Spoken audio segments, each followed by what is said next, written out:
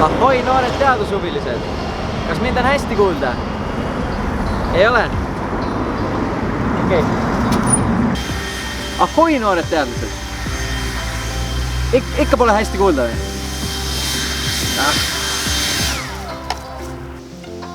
Ahoi noored teadushuvilised! Kas nüüd on kuulda? Vist on.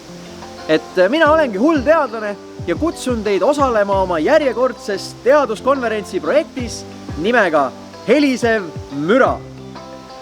Selles osalemiseks tuleks teil oma meeskonnaga uurida heli ja kirjutada sellest üks põnev uurimistöö. Ja parimad saavad siis tulla minu juurde teaduskonverentsile. Aga natuke lähemalt, et mis teha tuleks.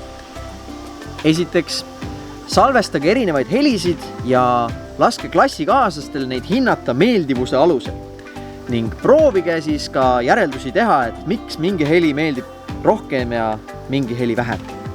Teiseks, mõõtke heli valjust ja uurige, kuidas pidev müratase inimestele mõjub.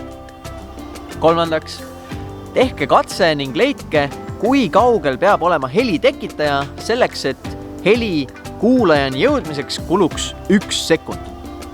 Neljandaks, pakkuge välja lahendusi, kuidas vähendada inimeste mürajälge ning kaitsta enda ja teiste kuulmist. Ja lõpetuseks edu teile, head uurimist ja parimatega näeme siis Tartu Ülikooli muuseumis juba kevadel. Loomulikult jagame ka auhindu.